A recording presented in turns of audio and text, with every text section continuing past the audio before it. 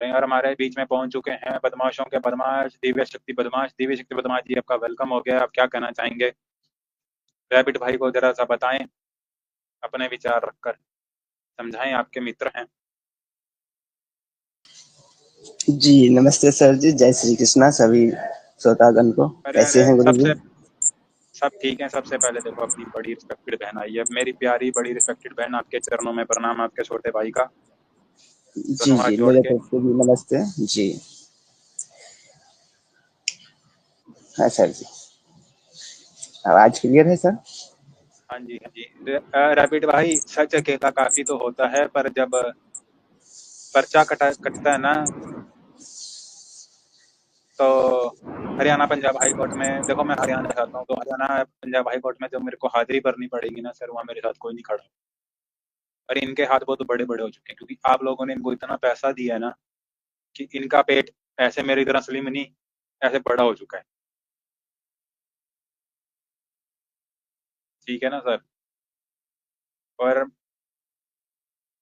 Rabbit भाई, मेरे हाथ जोड़ के आपसे विनती है कि सच ना ही बुलवाएं, अच्छी बात है। जिस दिन जरूरत पड़ेगी सच बोल देंगे। और ना ही मैं अपने यहाँ पर आर मचा के कि देखो देखो मैं गरीब घर नहीं, गरीब घर से नहीं हूँ। शुक्र है उस भगवान का, बहुत अच्छी रोटी देता है। शुक्र है उस भगवान का, अच्छा खाने को मिलता है, अच्छा पहनने को मिलता है। मैं उस गरीब घर से तो उठ के ना मैं आता हूँ, ना दिव्य शक्ति राय आता है। हम दोनों गरीब घर से नहीं आते कि हम यहाँ अपनी गरीबी का मजाक बना के, भूखमरी का मजाक बना के आपसे उस चीज के लिए पैसे मांगे। भाई, अगर आपको हमारा काम अच्छा लगेगा, आप हमें सपोर्ट करोगे। अगर आपको हमारा काम अच्छा नहीं लगेगा, आप हमें सपोर्ट नहीं करोगे, सीधी सीधी बात। अगर हमारे काम में दम होगा, अगर हम में दम होगा, हम हमारे काम में रियलिटी होगी, आप सपोर्ट करोगे। नहीं होगा, आप 2 दिन देखोगे, 3 दिन देखोगे, चौथे दिन उठ के चले जाओगे भाई। और मीना दीदी, ये सॉरी क्या के फॉर, शर्मिंदा ना करो मेरी बहन, आप क्या के हाथ जोड़े मेरे।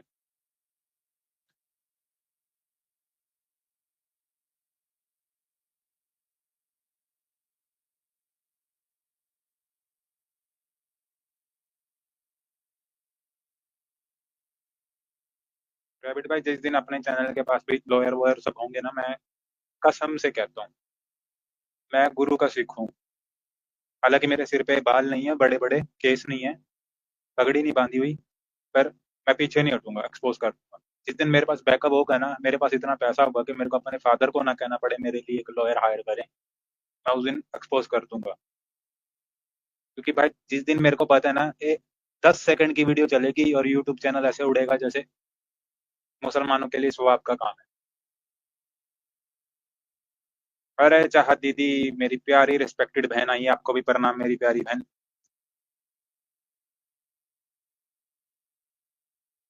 सर, उम्मीद नहीं टूटने दूंगा। रैबिट भाई, उम्मीद नहीं टूटने दूंगा, उम्मीद नहीं टूटने दूंगा।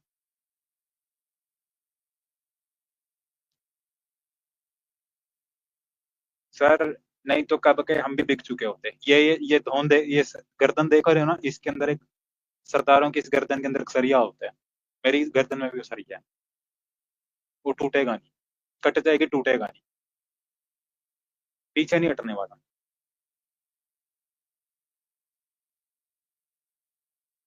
बाकी दिव्या भाई, आप कुछ कहना चाहेंगे? आप कुछ कहें, फिर टॉपिक भी शुरू करते हैं आज वाला। हाँ सर जी, टॉपिक शुरू करते हैं। नहीं, मैं तो बस इतना ही कहूँगा कि अगर सपोर्ट करना ही है, अगर आपको लगता है कि हम लोग मेहनत करके कुछ जानकारी या जो भी हम लोग प्रयासरत है तो उसमें हम लोग थोड़ा भी कामयाब हो रहे हैं, तो जो है अपना चैनल का सदस्यता शुल्क है वो पे करके आप सदस्य बन सकते हैं। तो इससे क्या है ना, अपना चैनल का कुछ प्रभाव अलग रहेगा और शैडो बैन है, इस तरह के कोई बैन जल्दी नहीं अपने चैनल पे लगेगा। तो मैं तो निवेदन करूंगा कि सपोर्ट अगर करना है तो ओहो, सदस्यता शुल्क ले लीजिए, सदस्य बन जाइए और बस। बिल्कुल और बिल्कुल कोई बिल्कुल। प्रॉब्लम नहीं। कौन जी आया? हमारी प्यारी बहन, एक्स क्रिश्चियन अलीना आई है। अलीना दीदी, वेलकम। जी, दीदी नमस्कार वेलकम। अलीना। हाँ, तो आज हम अपना आरा शुरू करते हैं। मीन्स मैं अपना रोना शुरू करता हूँ अपनी बेसुरी आवाज में। पहले सारे दर्शक बता दें कि शराबी की आवाज सही आपके कानों को खराब कर पा रही है कि नहीं कर पा रही है। मेरी बेसुरी आवाज आपके कानों के अंदर घुल जानी चाहिए कि जब भी सोते हुए भी गए शराबी भड़वा क्यों कुत्ते की तरह भौंकता है, समझ नहीं आती, कानों में चुभता है। तो जब तक मेरी आवाज़ आपके कानों में चुभने ना शुरू हो जाए, बताएं कि मेरी आवाज़ आपके कानों में चुभ पा रही है कि नहीं, तो फिर मैं अपना टॉपिक शुरू करूँ। जल्दी से बताएं, मेरी आवाज़ आपके कानों में चुभ रही है कि नहीं? मेरे को सुनानी नहीं है, अब चुभानी है।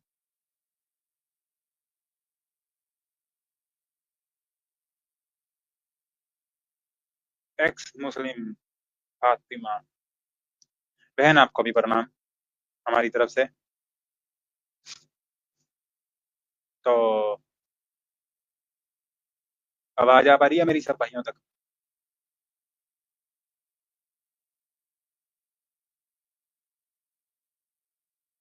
हाँ हाँ, कोई बात नहीं, कोई बात नहीं। सिंह साहब, धन्यवाद। अपने फ्री समय में से थोड़ा कीमती समय निकाल के इस चैनल पे आप जुड़े, सॉरी, धन्यवाद आपका मेरे रिस्पेक्टेड भाई।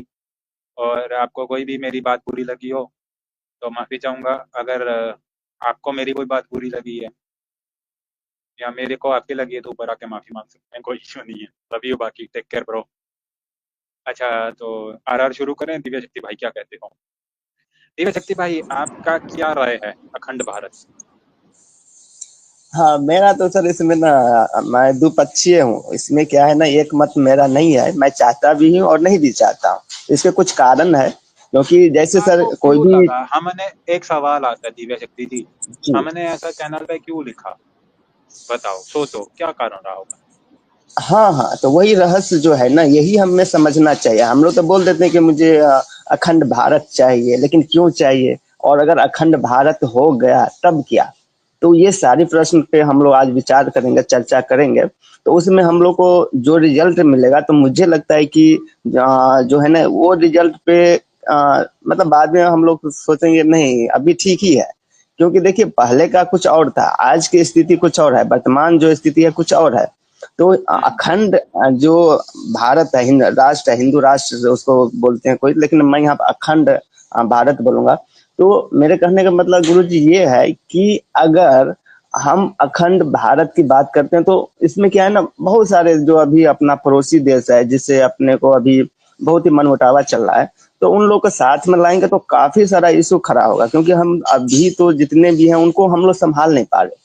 तो एक एक जो है ना, एक एक करके हम लोग आज देखेंगे कि हिंदू राष्ट्र, सॉरी, अखंड भारत राष्ट्र जो है चाहिए, तो क्यों चाहिए? अगर ऐसा हो जाए, संभव तो है, असंभव तो कुछ भी नहीं है, लेकिन अगर ऐसा हो भी जाता है तब क्या, आगे क्या? तो इस सारे चीज पे हम लोग चर्चा करेंगे जी गुरु जी। तो आपने इसके मेरी लिए मैं सारी बोला कि बात, मैं दो पक्षीय हूँ जी, मैं दो पक्षीय हूँ। मैं आपने ये भी नहीं बोलता हूँ आपने कि मुझे ये जी गुरु। प्रधान जी, आपने ये बात रखी, मेरी हम्म। तरफ से आपको एक गाल पे इधर चुम्मी, एक गाल पे उधर चुम्मी, क्योंकि आपने इतना दिमाग लगाया इसके ऊपर।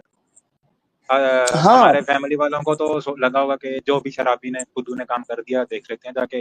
अब कुछ चीजों से नए व्यूवर आएंगे, उनको लगेगा ये देशद्रोही हैं, ये हराम के देशद्रोही हैं, ये कुत्ते के बच्चे हैं, इन्होंने हिंदुस्तान के खिलाफ बात लिखी। नहीं, सोचने वाली बात है दिल की, क्योंकि एक तो तुम आके गाली दो, और जब गाली देने आओगे, हम दिल से तो चाहते हैं कि अखंड भारत बने। हाँ बिल्कुल। और सर जी, दिल से तो। मैं कल की बात करता हूँ सर। कल तक मैं भी था कि मुझे अखंड भारत चाहिए, लेकिन जब मैंने अध्ययन किया, कुछ दिमाग में सोचा, विचारा, मंथन किया, तब जाके मुझे लगा नहीं, मतलब कुछ तो ऐसा बोल देने से नहीं है। अगर उसके तह में जाएंगे, गहरी अध्ययन करेंगे, तो कुछ और ही अपने को रिजल्ट देखने को मिल रहा हम्म, है। लेकिन मैं कहना चाहूंगा, फिर भी मैं कहता हूँ कि धारा मेरी है ज्ञान की, विज्ञान की धारा, संस्कृति के मान की समान की धरा। मैं सिर्फ एक देश नहीं सोचूं, मैं सिर्फ एक देश नहीं सोचूं, सभ्यता में श्रेष्ठ सभ्यता की खोज हूं। मैं जोड़ने की सोच के लिए ही संग चलूंगा। अखंड है था, अखंड हूँ, अखंड रहूंगा। हर कदम कदम अलग, जुआ अलग है रीत, और तरह तरह के यहाँ पे अलग अलग है गीत। मैं प्रीत का ही गीत वे अभंग रहूंगा। अखंड था, अखंड हूँ, अखंड रहूंगा।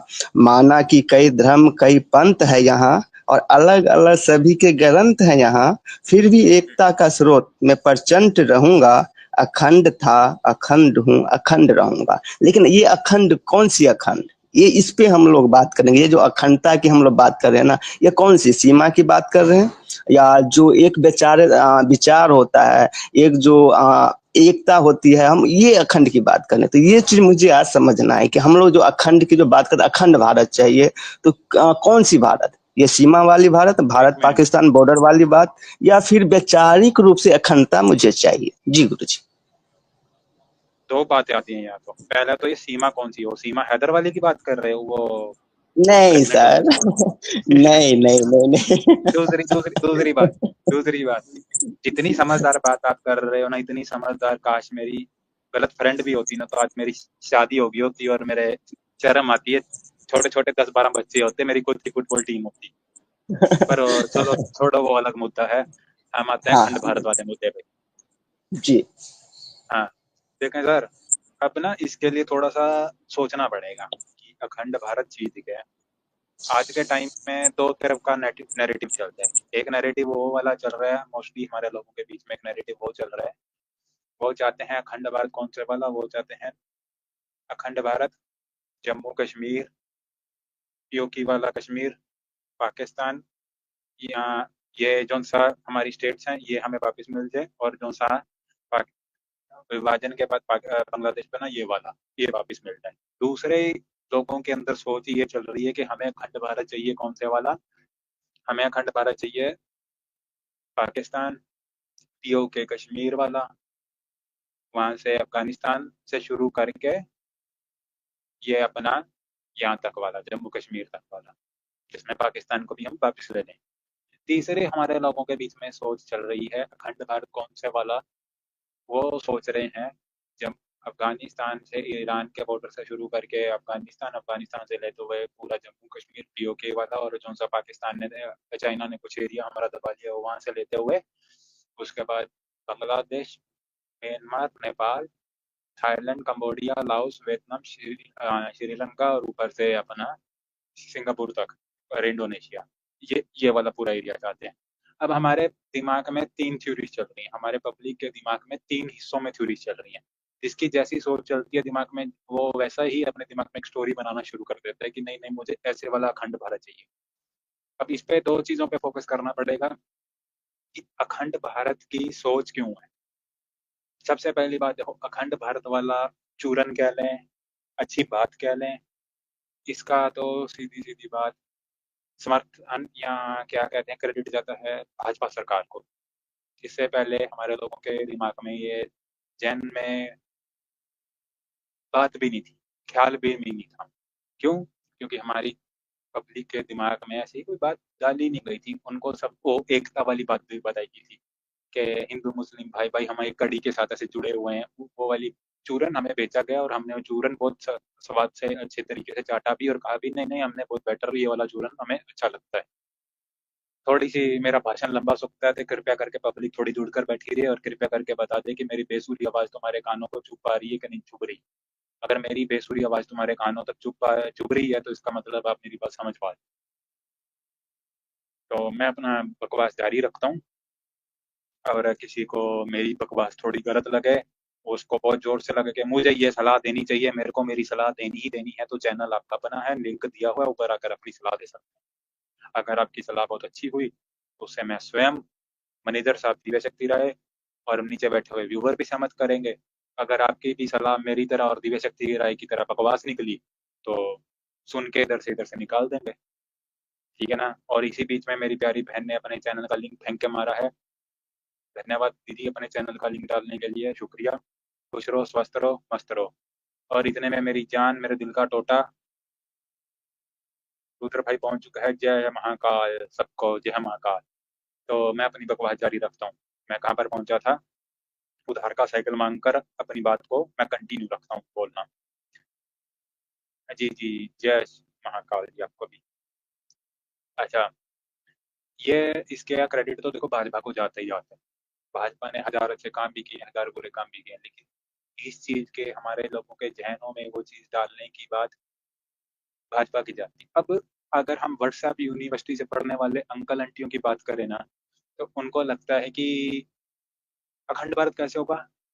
दिव्य शक्ति पॉइंट नोट करना आप, और मेरा पॉइंट गलत हो तो आप मुझे उस चीज पे रिवर्टल भी देना और मेरे को जवाब देना कि जी उनके जी। दिमाग में, मोस्टली पब्लिक के दिमाग में यह चलता है कि जी हम बंदूक कंधे पे टांगेंगे और दौड़ लगाते हुए सलूट मारते हुए गोली चलाएंगे, हम पाकिस्तान पे कब्जा कर देंगे, फिर हम पाकिस्तान को कब्जा लेंगे, फिर जम्मू कश्मीर चढ़ जाएंगे, पीओके उखाड़ के ले आएंगे, फिर हम श्रीलंका और इधर थाईलैंड की तरफ घुस जाएंगे, इन सब पे कब्जा कर लेंगे। जंग के साथ कभी भी देखो अखंड भारत नहीं बनने वाला। ये तो सीधा सीधा झूठ है। इस चूरन के पीछे मत पड़ो। अगर आप एजुकेटेड हो, पढ़े लिखे हो, इतना सा भी यहाँ ना दिमाग हो, अगर यहाँ बुद्धि में भी थोड़ा सा दिमाग है ना, उससे सोच के देखो, ये तरीका वाहियात तरीका है। क्यों वाहियात तरीका है? क्योंकि ये हरकत यूरोप कर चुका था। हिटलर के टाइम सेकेंड वर्ल्ड वॉर के अंदर ये हरकत हो चुकी थी। क्या निकला? लाशें, बीमारी, भूखमरी, बम, हथियार, गोला बारूद, ये चला। ठीक है, इसके लिए क्या तरीका होगा वो आगे समझाते हैं। पर इतना जितना भी मैंने बकवास करी, दिव्य भाई इसमें आप कुछ ऐड करना चाहो तो मेरी बकवास में? जी बिल्कुल सर, सही बात है सर जी, मैं सहमत हूँ। लेकिन इससे पहले मैं ना कुछ पीछे चलूंगा, कि अखंड भारत भारत जो है इसके मैं पीछे चलूंगा कि क्यों अभी जो हम लोग मांग रहे हैं तो पीछे पहले कितना क्या हुआ था। कितना पीछे चलूं? बस कुछ हाँ बहुत पीछे जाना पड़ेगा, तो मैं वहां से साइकिल आप स्टार्ट चलाओगे? करूंगा। नहीं सर, मैं वो डरता भी हूँ और बचता हूँ, मुझे ना वो थोड़ा वो रहता है कि चलो बैठ किधर के ना रहते हैं? आराम से हाँ हाँ पीछे फिर में गाड़ी बैठ शुरू के कर आराम दो। से। चलो मैं बैठा हूँ, हाँ चलो नजारा करो ले। शुरू।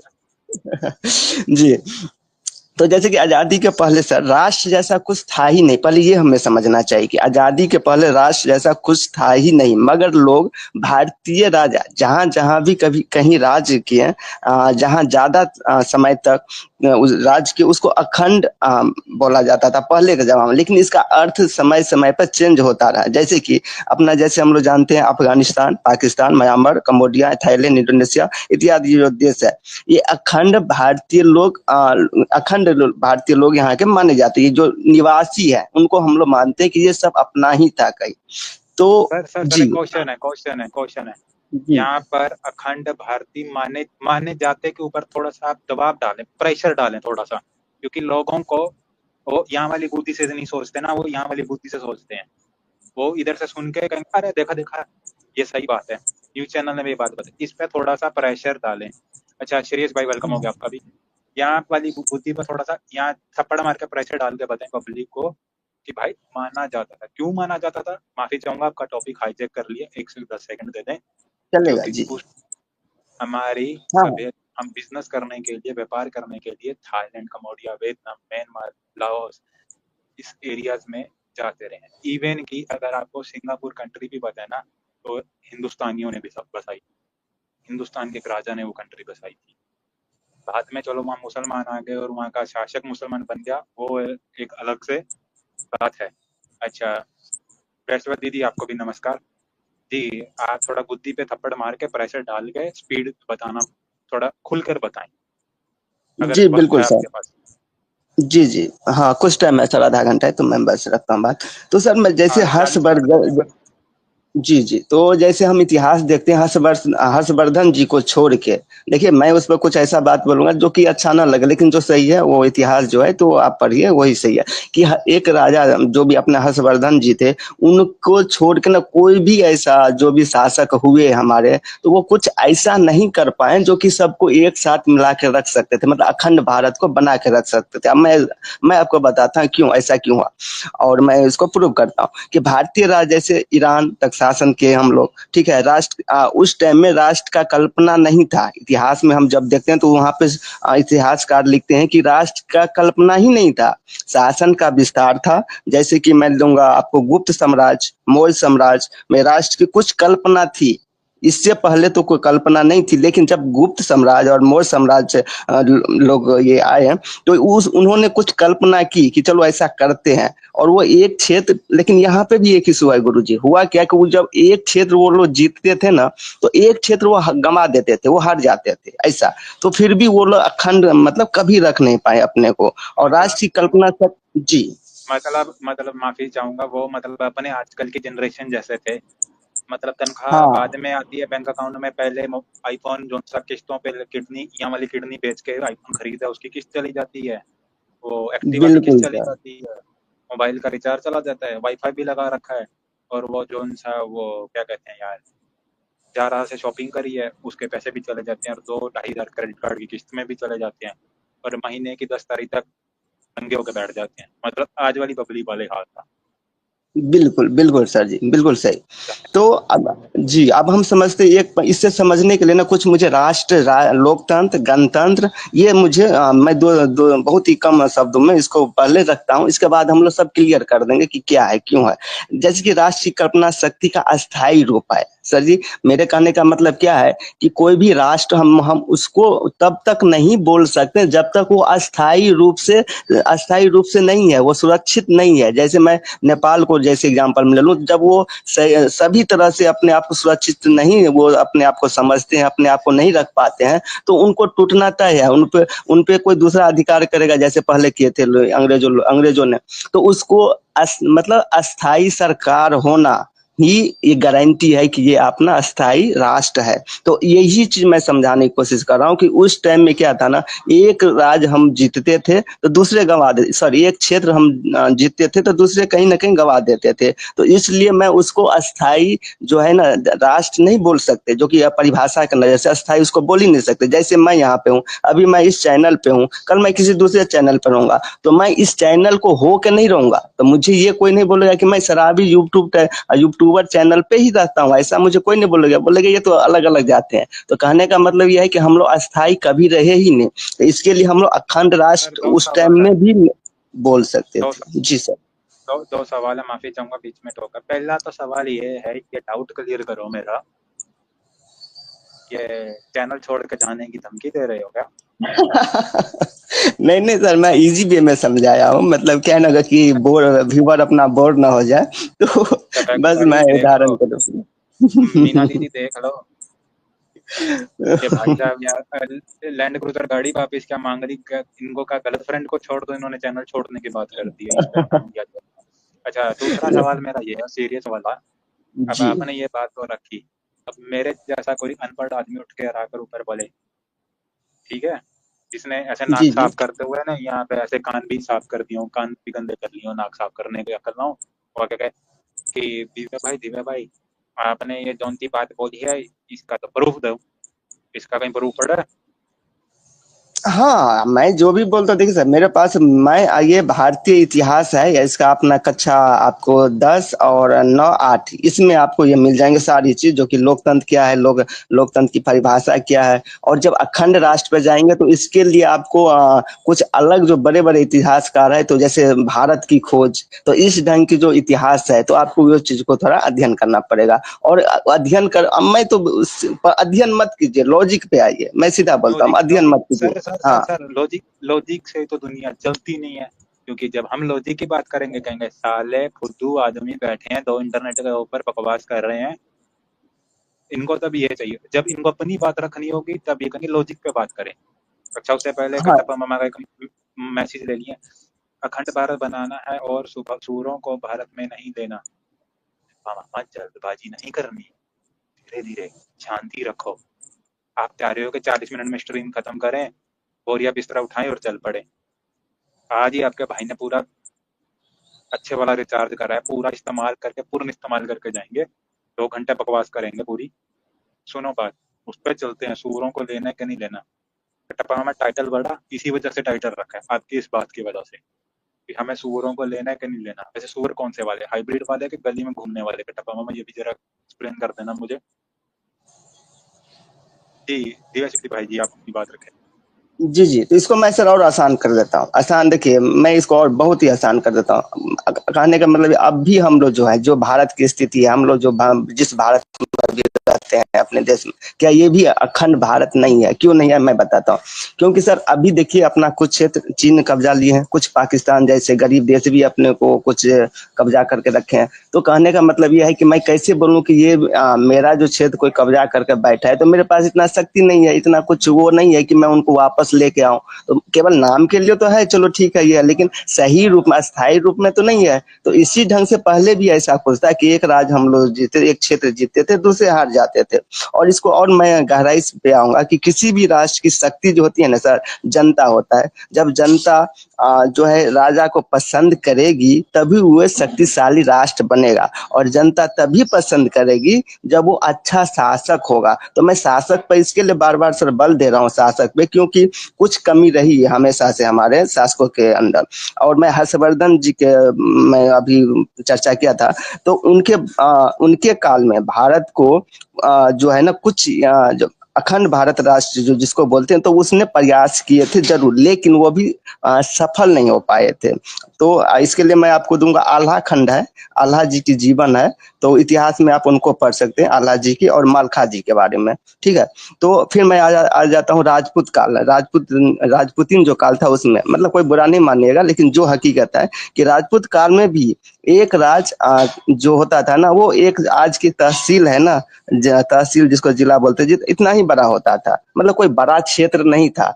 तो अलग अलग हम लोग पहले भी बंटे थे, तो उसको अखंड हम लोग उस टाइम में भी नहीं बोल पाते थे। अभी बोलते नहीं कि पहले हम लोग अखंड भारत में थे, अखंड राष्ट्र था, लेकिन ऐसा नहीं था। क्यों नहीं था? क्योंकि हम अलग अलग खंडों में बंटे थे। जैसे राजपूतीन काल को ले लीजिए, तो वो बहुत कम क्षेत्र में एक राजा शासक राज करते थे, फिर यहाँ पे कोई अलग शासक है, और अलग कुछ दूर के बाद कुछ तहसील जैसे क्षेत्र है, तो वहां पे कोई अलग शासक है। तो हम लोग एक तो थे ही नहीं, पहले भी नहीं, तो उस टाइम में भी तो हम लोग अखंड भारत नहीं राष्ट्र नहीं थे, लेकिन कहने के अर्थ में बिल्कुल थे, कहने के लिए बोल सकते हैं कि हम लोग अखंड थे। सीमा के दृष्टि से तो बिल्कुल नहीं थे, और वैचारिक रूप से भी बिल्कुल नहीं थे। एक दूसरे से हम लोग हमेशा रहते थे। अगर गुरु जी मान लीजिए मैं आपसे किसी भी बात पे हमेशा लड़ता हूँ, तो मैं आपके साथ कहाँ हूँ?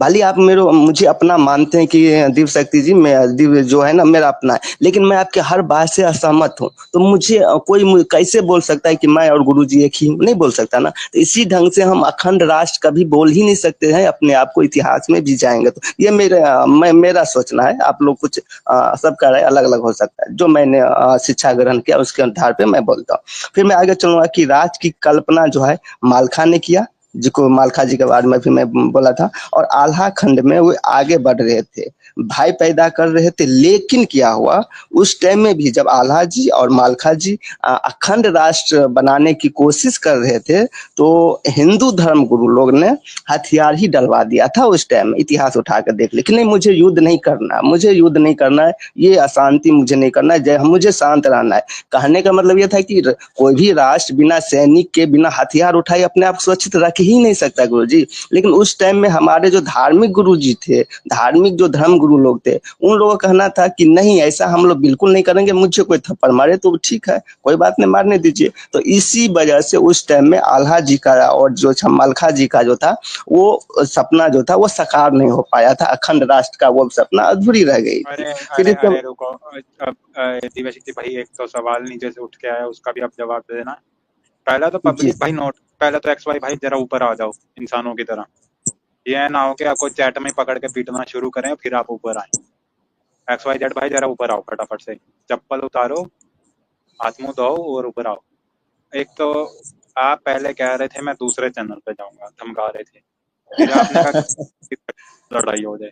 ये दो बातें मैंने नोट कर ली हैं, जैसे न्यूज चैनल वाले नहीं नोट करते, वैसे ही मैंने दो बातें, देख लो कागज रखा है, नोट कर लिया मैंने। ठीक है, अच्छा अब आते हैं मजाक छट के सवाल के ऊपर। बस आया आया, जी नहीं आओगे तो देख लेना। मैं आज भाजपा ज्वाइन कर चुका हूँ, संतरी कपड़े पहने हुए हैं मैंने पूरे, भाजपा का मैं पूरा कार्यकर्ता बन चुका हूँ। कोई बीच में उंगली नहीं आज मेरे को करेगा। अमित शाह को फोन करवा कर उठवा दूंगा अभी कभी। अच्छा, ये सवाल है अखंड राष्ट्र की परिभाषा क्या है, कटवा मामा पूछ रहे हैं। जी, अभी मैं कई बार बता चुका हूँ। अभी मैं बस 1 मिनट मुझे दीजिए, मैं थोड़ा और ये इसको उसको मैं सही कर देता हूँ, फिर मैं आपको अखंड राष्ट्र पे आता हूँ। बिल्कुल एक आऊंगा, मिनट बिल्कुल सर। लीजिए, 10 मिनट हाँ लीजिए, जरा पब्लिक को खुल के समझा दीजिए प्लीज। जी, बिल्कुल सर। जी, तो इससे पहले अखंड राष्ट्र से पहले न, तो मैं राजतंत्र पे आऊंगा, लोकतंत्र पे आऊंगा, और इसको भी हम लोग देखते हैं कि ये चीज सही है या गलत है। इसके बाद अपने आप जो है ना एक एक सवाल का जवाब हम लोग को मिलते जाएंगे। तो राजतंत्र कभी शांति और शक्तिशाली नहीं बन सकता। क्यों नहीं बन सकता? लोकतंत्र लोकतंत्र भी कभी शक्तिशाली नहीं बन सकता। क्यों?